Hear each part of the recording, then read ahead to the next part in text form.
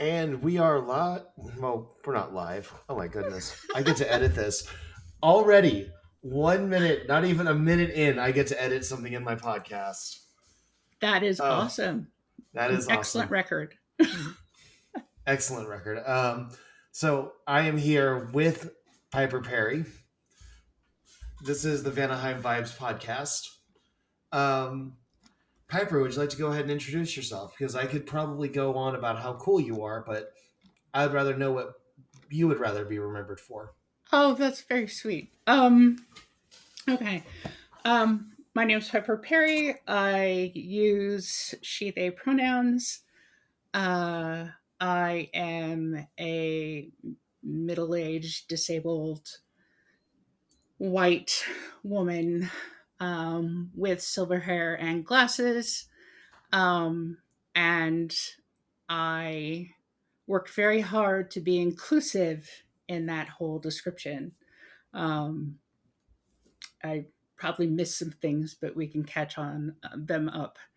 Um, and I have been a Freya. Freya has been in my life, shall we say? Oh, we're Um, gonna jump right into it. yeah. Yeah, no, Well, I this is wanted to see if we could possibly boast about the fact that you've done work for the Troth or anything like that. oh cool. Okay, cool. I can do that. I am currently I am currently the steward of Colorado for Colorado, the public relations director for the Troth. I just got elected to the board of directors for the Troth, which I was not.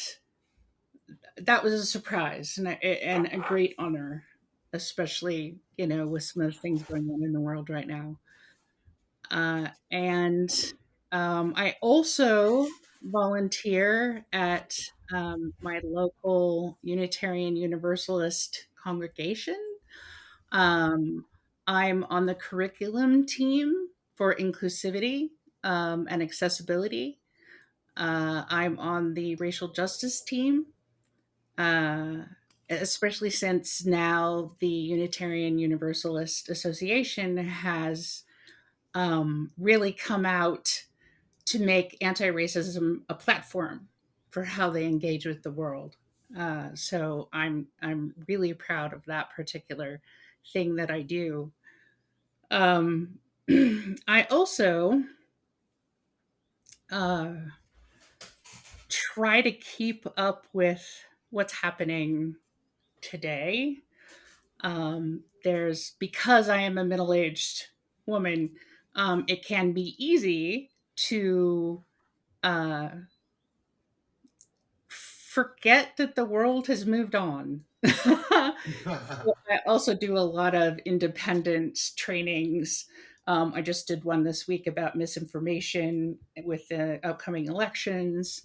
And I have a degree in journalism, so a lot of my focus is uh, sort of that having an understanding, a generalist understanding of the way society works, because that's what journalists kind of have to do.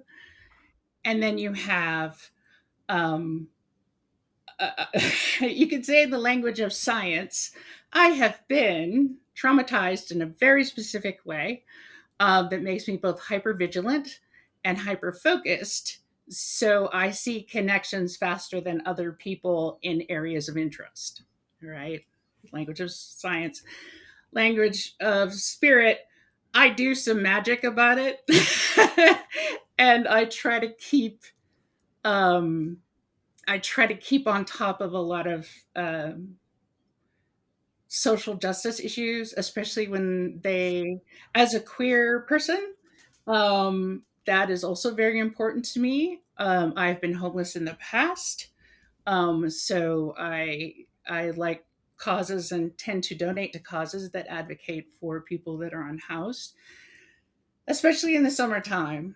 I mean, being unhoused in Colorado in the winter is brutal, but at least there's usually some place to go. In the summertime, that's not true.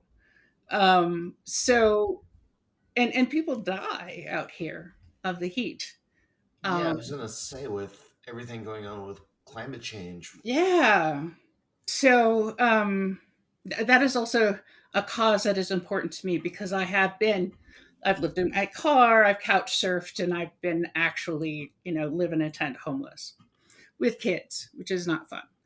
Um, I, uh, it is my practice. Um, while I use the shorthand heathenry, um, my practice comes from a lot of different Northern European places. Um, my grandmother was German, and there was some interesting folk practice in how she just lived her life. Um, she was a good Lutheran. She went to church every Sunday, and also she left milk out for the spiritual place. When I was very small and fell in love with the land, she was the person that sort of helped me put perspective in that. Again, as a devout Lutheran, right? And uh, I learned so much there, both from the spiritual place and from this ancestor of mine, um, that my practice has a lot more folk magic in it than a lot of faith workers. Um, because I do also do that and I do also teach that. And I'm not um, big advertising about that usually, but it is because of Freya that I do that. And it's very important to me personally that there are some ethics in there for practicing, right? That people have a an ethical support for helping people, really, or not helping people, right? Making those choices intelligently rather than reactively. Um, so I don't advertise that I do that, but I do that, and you do have to ask me a bunch. Um, yeah. So Hmm. where I want to go on from here, Sure. um, and that is a very impressive boast, is because that's where I really want to start strong on. Is I want to be able to get people to just feel really comfortable in describing their practice. Okay. So I want to make that safe. This make sure this space is safe, and it seems like we are getting to that space, that safe space. Oh, sure. And Okay, I'm sorry. also, oh no, it's totally cool, and I appreciate that. For me, these are because part of my job as public relations director is to tell stories like that about myself, and to be comfortable with whatever ramifications may come from that. There's always a cost to speaking in public. And as trained as a journalist, I know that intrinsically. It's like down to my bones, right? Everything I do, everything I say is a public moment. It is even when I'm exhausted, even when I'm angry, even when I'm unreasonable, most of the time I remember that, anything I write, would I want to read it in court? Anything I say, would I want to see it on the 11 o'clock news? Right. So, yeah. Um, but thank you. I appreciate that very much. Awesome. Yeah, working in the tech sector, and especially after we've had some very big tech fallout with like FTX and all that. The stuff that you say and the stuff that you write, it leaves a trail. Yeah. And for us heathens, even though we don't, whatever we do, we may not leave a paper trail, we still leave that trail of warlock behind us. Yes. Yes. And my early history in paganism is not great. Yeah, Both but whose is? I well, like to admit that, because when somebody does come to me and say, you did XYZ to me, I can just be, you know what? I don't remember you, but I bet you I did. I am so sorry. What can I do to make it up to you? Right? Because I assume that, I mean, it's already happened to me a couple times. I assume that that's going to happen at any moment, anytime I'm in the public arena, especially with the kind of hmm, discourse that happens online, um, with young, um, leftist male heathens, or masculine presenting heathens, shall we say, and always being wrong. And yeah, so I have to think of stuff like that too, right? What happens if some heathen brosatru from TikTok gets a hold of something that I say or something that I recorded, and takes it out of context or calls me out or accuses me of XYZ. There's evidence out there, right? I'm not Right. gonna lie. Um, But it's can I give an alternate view on this? sure. Because as someone who's been called to account for their behaviors on multiple occasions, it's not always bad. No. Because the number of times when you know I used to get along in the anime convention scene, Ah, the number of okay. times I would go year after year, and then I would run into someone and be like, "Hey, you from last year, that thing you did," and I would have to sit and think, Yeah. "What did I do?" Right. And in that judgment, you realize that not everything you do is bad, No. and Um, and yeah. that grace is something we're owed to ourselves. Yeah. So so I'm really hoping that people can get comfortable boasting. I'm really hoping people can get comfortable understanding that what may come of this is not just, oh, there's going to be a brosatru there, some brosatru out there who's going to pick this apart, but also maybe some Freya worshiping girl on TikTok or non-binary person on TikTok or Tumblr is waiting for their inspiration. Well, that would also be cool. And that is why I teach middle school kids, actually. It because it helps me remember, right? It helps me remember to share wisdom without uh without being exclusionary, right? Sharing wisdom without saying this is the only way to do a thing. Like, I would never say the way I do save is the same as the way any other save worker does it. Nor am I going to say they aren't doing save because they don't do it the same way I do, right? The universe is infinite. We all only see a fraction. And my fraction looks different than other save workers' fractions, and that's okay. And it's not like we have a rubric to work against when it comes to save anyway. Right. Who's who's to say that the anyone doing save is doing it correctly? Well, and we have the one account, which I love. Um, but that is a very specific place and time.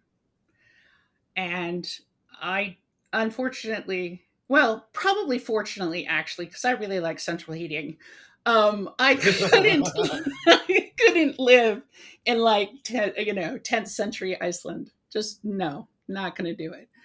Um, I just want to make sure for everyone out there who may or not have caught the reference, this is Saga of Eric the Red. Thank you. I'm Awesome. bad at that part. Because Look, I'm look, like, I know it's the saga and I know what it is because I use it when I talk about save to people. I just don't remember the references. And that is important.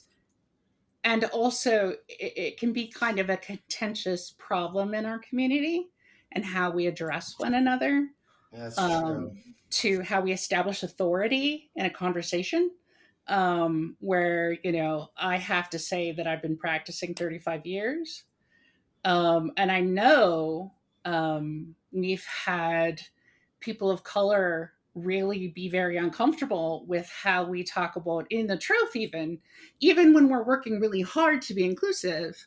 This is a mistake that we make because you do how many years as you've been practicing, and then you say how white you are by DNA results, right? Right.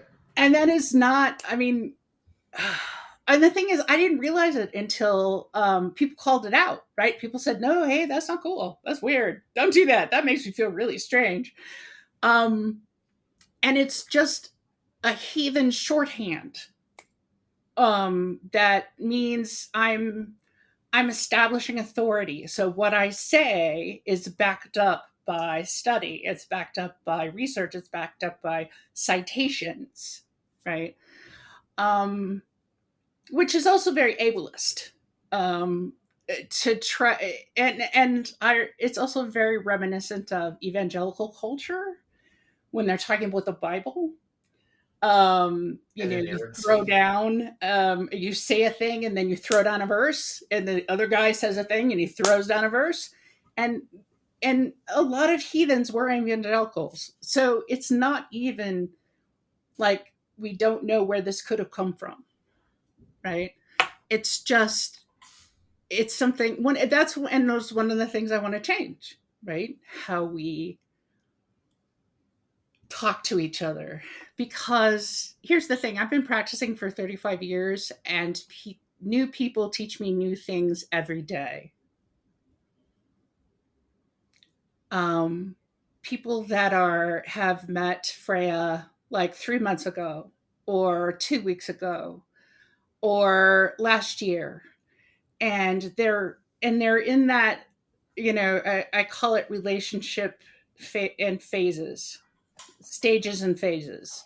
So you're in this phase of relationship with Freya, and it's very much like a romantic relationship at first, right? There's lots of new relationship energy. Everybody's very excited to be on the show. You're trying to really get to know one another. It's exciting. It's very cool, right? So, and that is like an early stage, and that stage comes whatever phase of life you're in. It doesn't matter, right? You can come to Freya when you're 50 and have that stage. You can come to Freya when you're 12 and have that stage, right? It's just this really cool beginning thing as you get to know one another. Um, It's opening up to the possibilities, I think. yeah. Um, and it is a relationship just like any other relationship. Um, and however you couch that relationship, whether it's I work with, or I worship, or I'm a devotee of, or my favorite is full trui, actually, which is a Norse word for fully trusted one. Ooh, I And like that. I've worshipped for a long time, and I only have three of those among the gods, anyway. Um, I have a lot more amongst like my ancestors and my spirits of place. Although I just moved last year, so I'm still getting to know my spirits of place here. That takes a while. Yeah, I moved here 2 years ago, and I'm still getting to know them as well.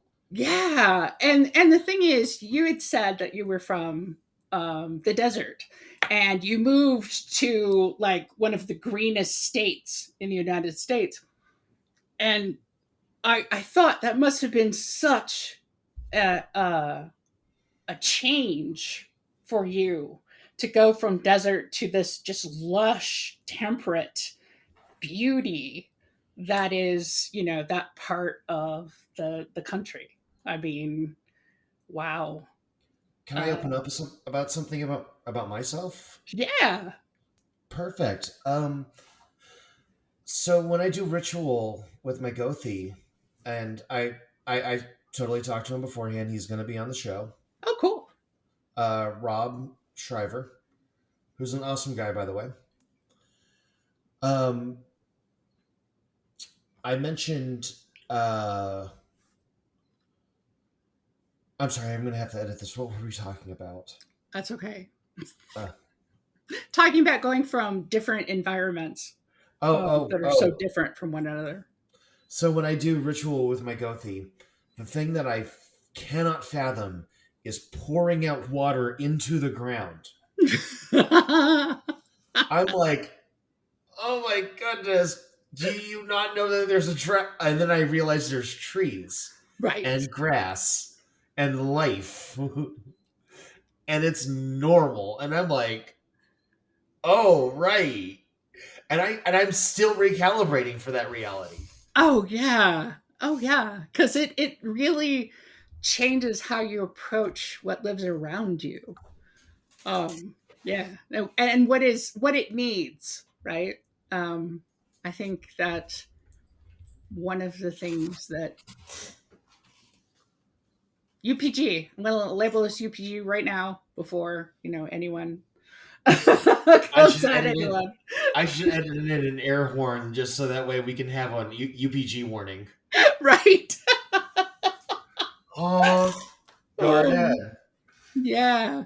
Um, that most things, if you provide them what they need, what they don't have, that helps build relationship. It's like a hack for building relationship. Um, so if I go to say the desert and I take water and I offer water there, that is a profound thing, right?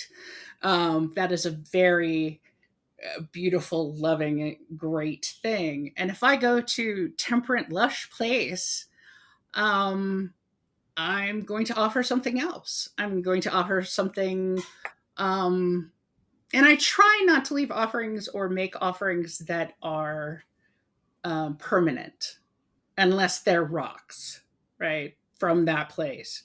Um, because I also try to be very environmentally conscious about when I'm doing stuff. So a lot of time it's just a song or a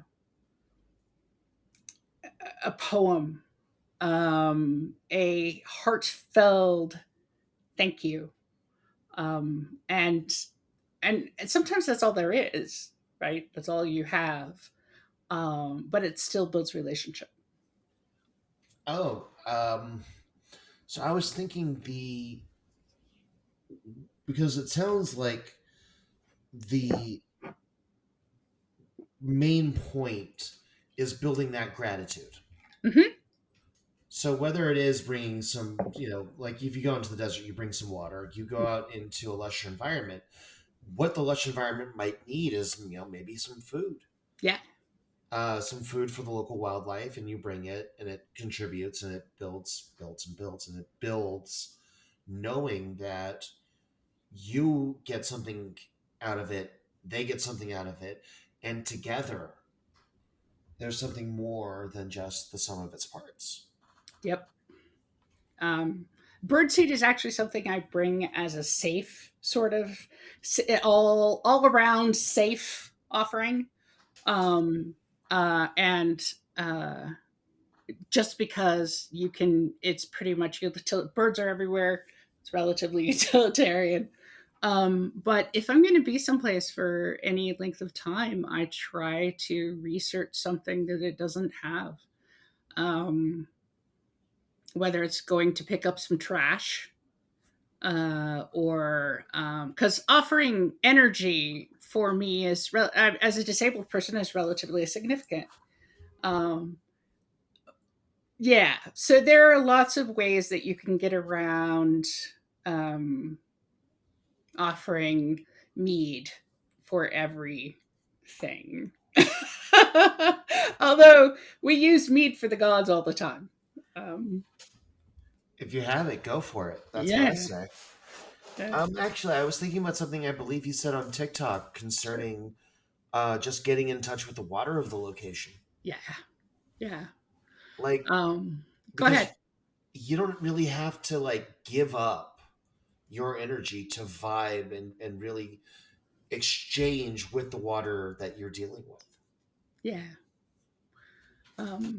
And even well, distilled water is a little bit harder, but um, it helps if it's tap water.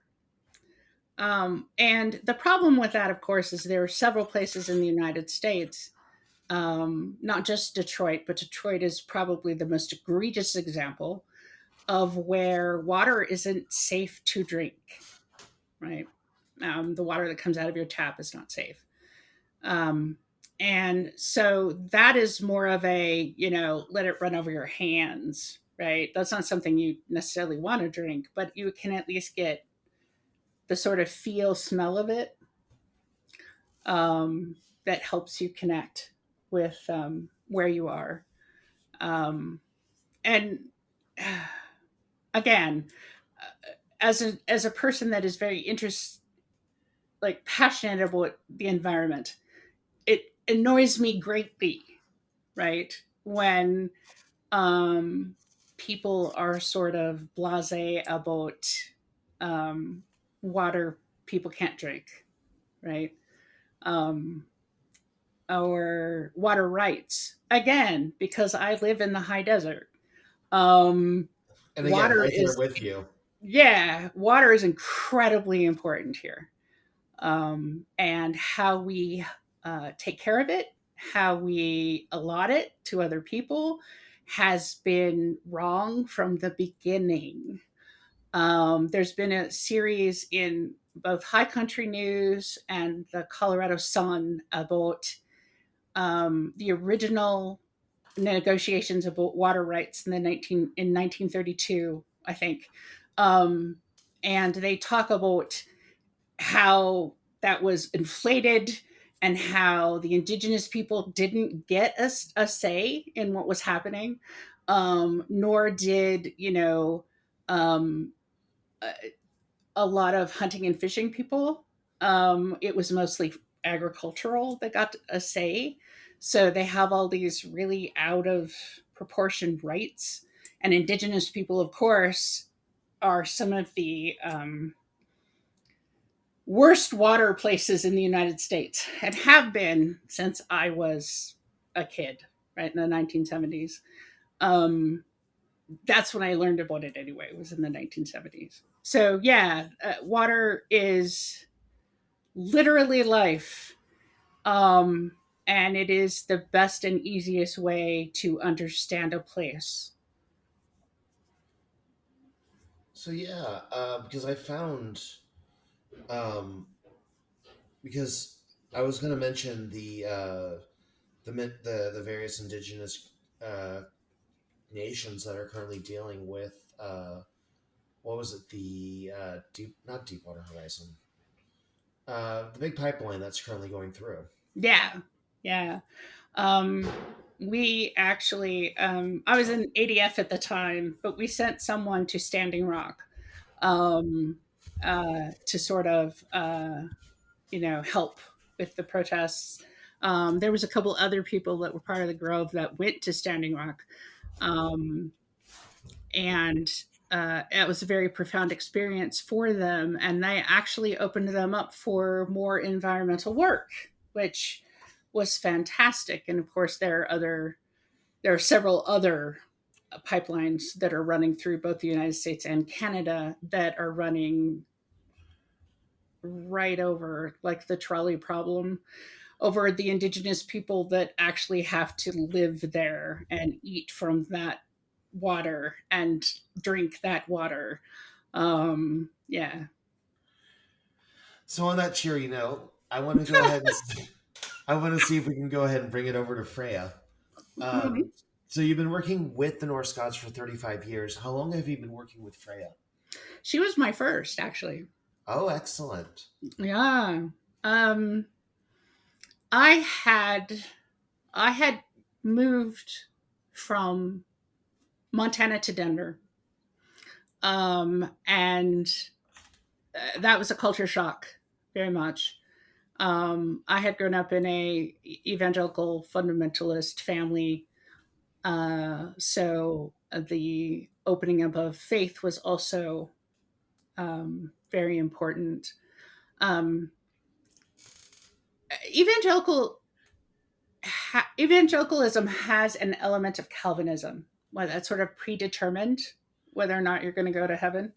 I mean, you can do stuff, but I mean, and you can pray a lot, but mostly it's pretty predetermined, at least in the sect that I grew up in.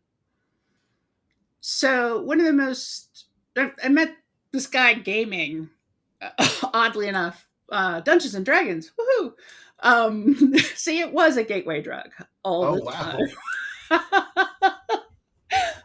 But anyway, I thought for years actually that he had been wearing a Star of David, and he was not. He was wearing a pinnacle, and he introduced me to one of the oldest metaphysical bookstores here in Colorado. And he also introduced me to like paganism 101 and all of that stuff.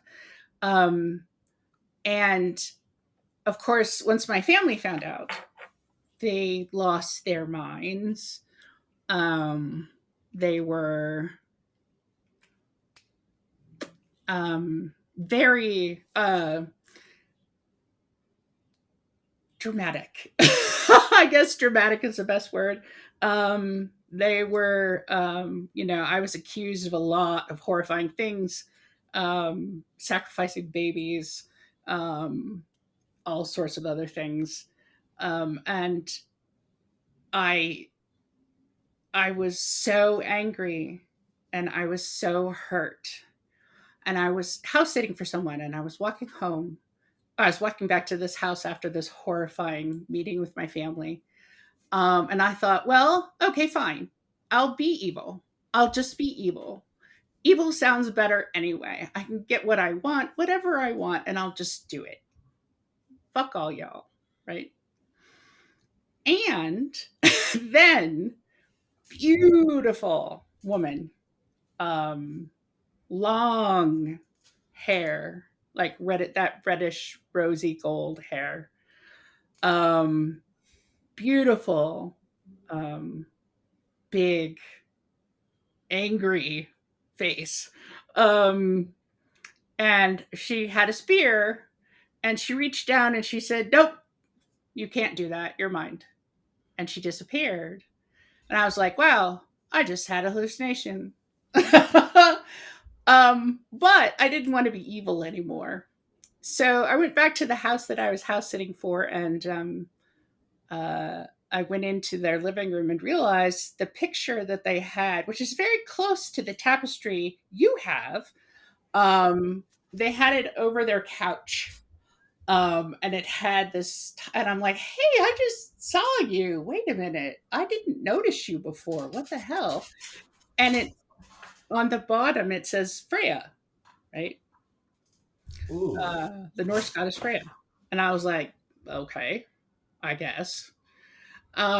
So I did research, and that was back before the internet. So there was lots of library time, and there was lots of talking to people that practiced. And a lot of Norse pagans that practiced in this area at that time were very folkish. Oh Um, no. yeah, and Freya was sort of held with a certain amount of suspicion. And heathenry is created specifically in counter to Wicca, right?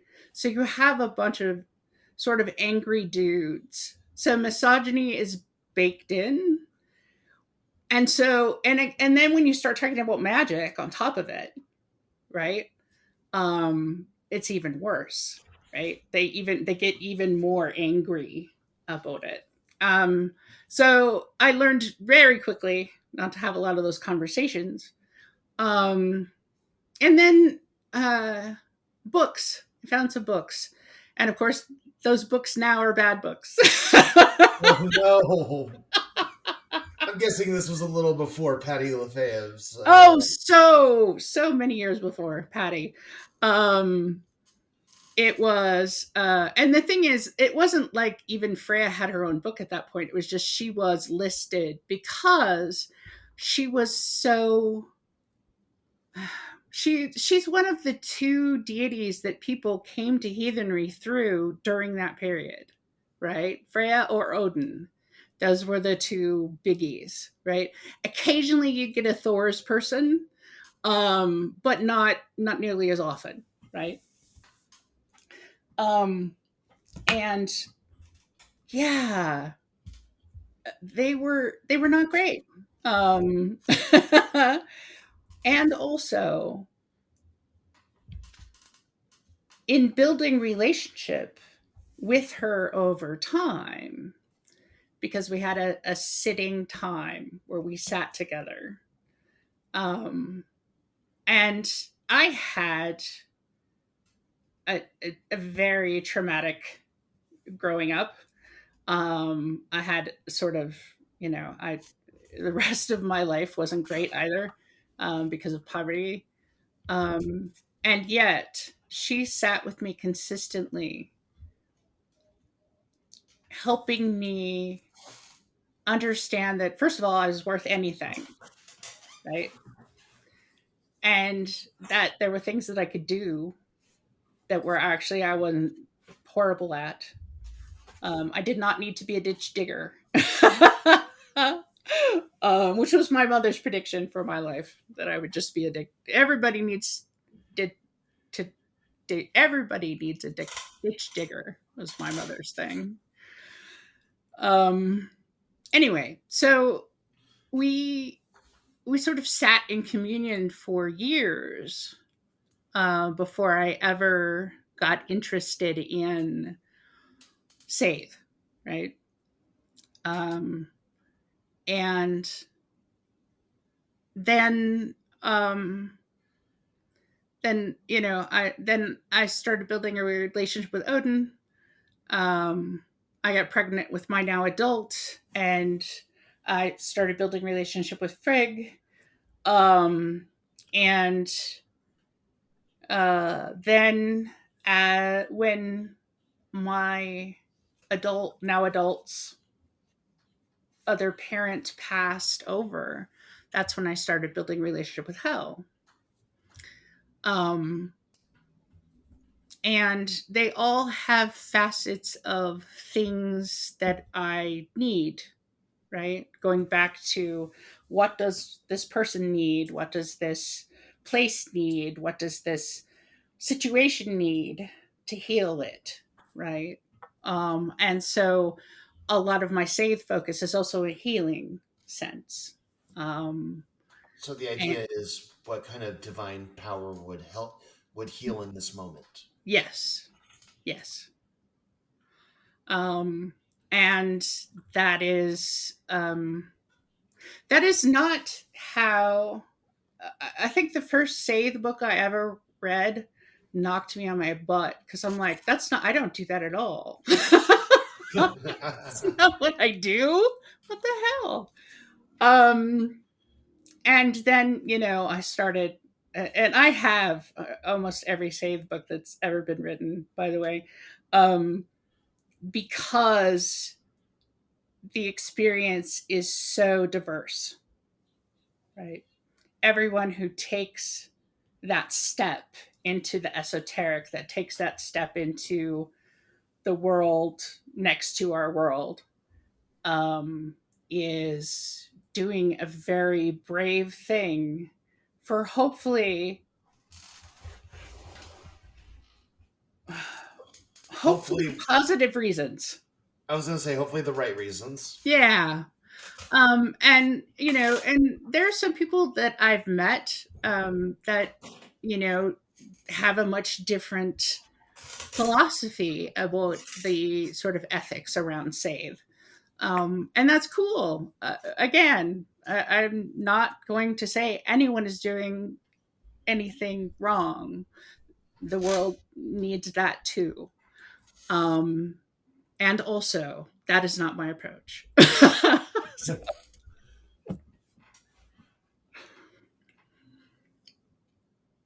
So with Save, I want to get into more individual practices with Freya. Um, when you get into more like on a more daily basis, mhm. for example, I tend to have, as I take my daily medication, a little prayer time that is specifically for Freya. So that includes my HRT um, as well as my psychiatric meds. Which, if That's a perfect time to do that. Awesome. but what about you? What about your particular practice? Is there like a time of day set out or anything like that? Um, I have a morning prayer based on the only sort of pagan prayer that we have, um, or Norse pagan prayer we have, which is Hail Day and the Sons of Day, Hail Night and the Daughters of Night, um, and that's sunrise, because I have been trained since childhood to wake up at sunrise, and I just have to. um, and there's a lot of when I have joy, I will say thank you, right? Whether that's I just did something really fun with my wife, or I just taught a a, a child something really cool, or they just taught me something really cool.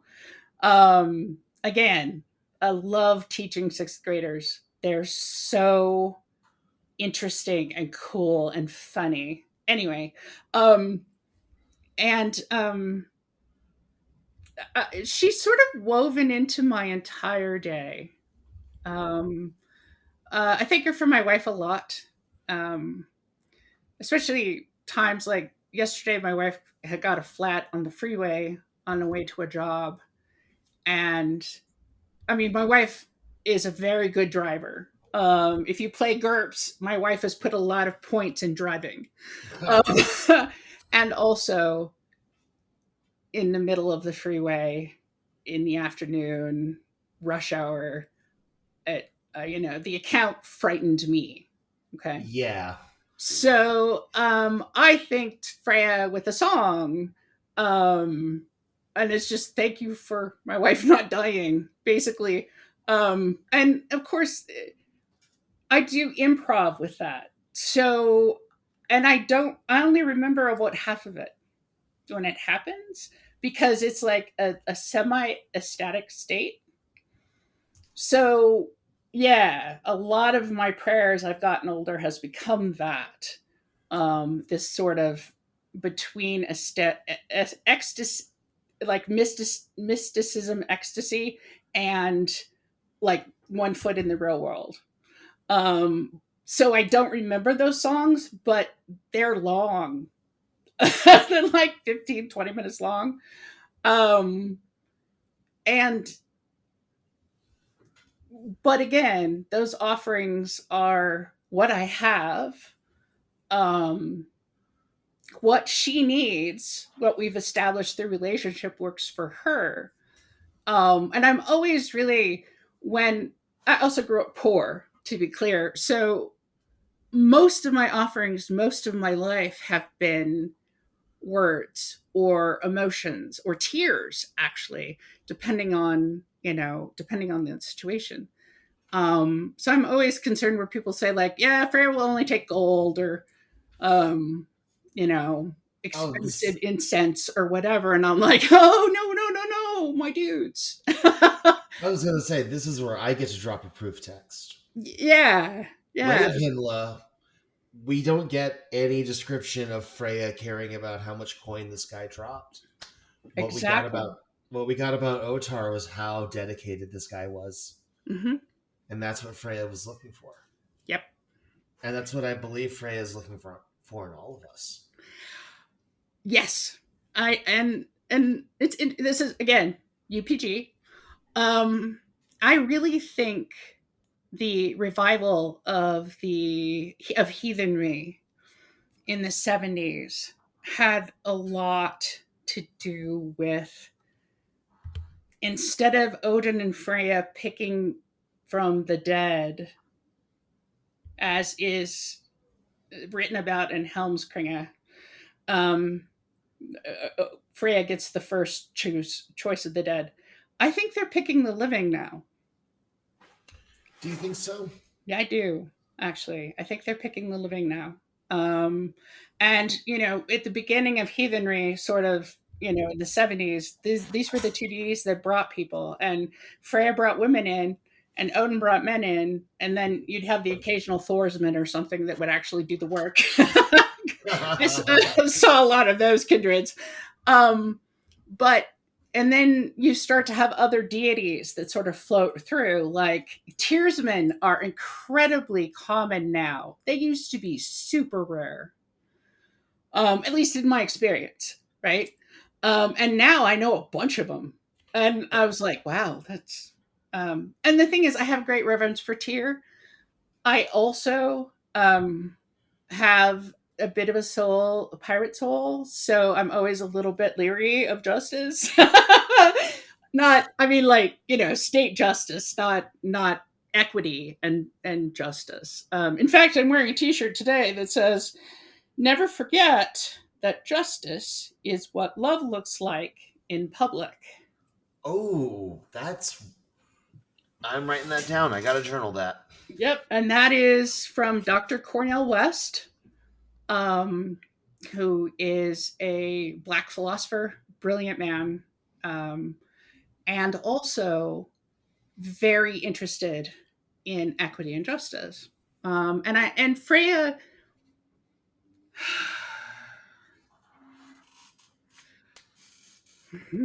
does Freya care about that? I've had people ask me that, if Freya cared about justice.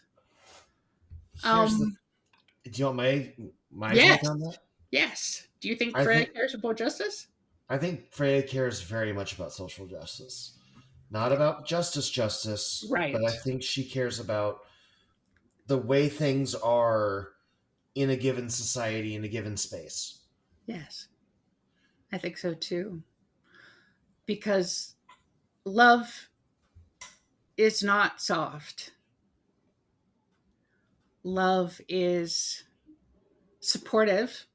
Love is comforting, but love is not soft. Love is a sword and a shield. Um, if you can learn to use it that way. I tend to think of love as more like a screwdriver. Hmm. I think it's a tool. Yeah. I think that it can be used for offense, defense, whatever you need. Yeah. And hopefully you're using it to fix your shelves. Yes. Yes. Hopefully, you're using it to fix things. That's for sure. Because what are we on this earth for if nothing else but to heal? That's what I believe. And that's hmm, not every heathen believes that, and that's okay. Um, uh, but I have a lot of people on occasion that will ask me about the afterlife, what happens when you die, and there are a lot of I mean, there's a lot of discussion about that because we have a lot of different places we can go, and of course, hopefully, I have built the kind of relationship with Freya that at least have a chance to be chosen for Folkvang, right? But right, that's her choice, and Helheim would be just as comfortable. And also, I don't care. I Right? mean, the important part of life is life. Right. And I was going to say, like, I think I have the answer to what happens after we die, and that is our legacy takes over. Yes, And we have to be mindful of that legacy and what are we leaving behind. we do. Are we leaving something healthy? Are we leaving something positive? Are we leaving something beautiful? Are we leaving something toxic? Are we leaving something negative? Are we leaving something destructive? And right now, we, the larger societal we, are leaving a horrifying scape for our kiddos. And that is something that's very important for me to work toward helping to change. And I say that with all those words in there because I realize I'm one tiny person. And yes, I have influenced a sort of web of people to hold this same belief, or helped them rather come to, given them ammunition to come to that belief themselves, is probably more accurate. Um, but that idea that building relationship with spirits of place, with our ancestors, with the gods, and the earth and the people around us, and the spirits around us, you know, if we really believed in animism, we would not consume the way we do. Oh, absolutely. Or at least we'd be more thoughtful. Yes, at least we'd be more thoughtful. And even I, who've been practicing this for a while, find it hard sometimes, right? How far down do you go? Um, I know our cars have names. Our cars are animate. Our house has a name. Um, she's very insistent about the dishes being done on a regular basis. She gets really crabby if it doesn't happen. Um, so yeah. Um, what kind of legacy are we leaving? What kind of life are we leaving for our children? I And if I mean, do can we? teach kids that they are part of the web of life and we have responsibilities because we've done so much damage.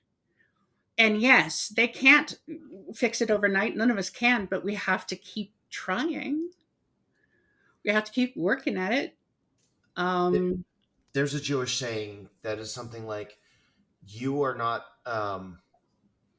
you are not obligated to finish the work, but neither are you permitted to neglect it." yes, yes. And that is one of those lovely Jewish things that actually resonates very deeply with a lot of heathens. Because that is very, I mean, Ragnarok in theory is that, right? The world is going to end. The gods know that. So they fight and they know they're going to lose and they do it anyway, right? To Because you keep have to. fighting for what's good and what's right and what's just and equitable fails. It just does sometimes. You can do as John Luc Picard would say, you can do everything right and still lose. That is not. That is not failure. That is life. Yes, that is life. Yeah. Oh my goodness, we are almost up out of time. We are coming up to an hour. I mean, Okay. I would really love to keep going because there's probably like a million things that we could probably go into. Oh, Um, yeah. but I would want to go ahead and discuss because before we get into the um, playlist entry for the month, I just want you to know that, and I want you to have my voice tell you directly to your ears that so far you have been inspiring to me, encouraging me, and that I'm really glad to have you on for my episode 0. Oh, thank you. I really appreciate that. And I was really honored when you asked me. Yeah, Awesome. thank you. Awesome. So let's go ahead and with that out of the way, I want to go ahead and move over to the playlist entries, and let's start with your entry first. Yep. Um, let's see. I'm sort of torn between Love is a Battlefield by Pat Benatar because I grew up in the 80s and Fast Car by Tracy Chapman because that is really Oh, that song because touched me in a way that was profound. Um Here was this and it was like her first appearance, I think.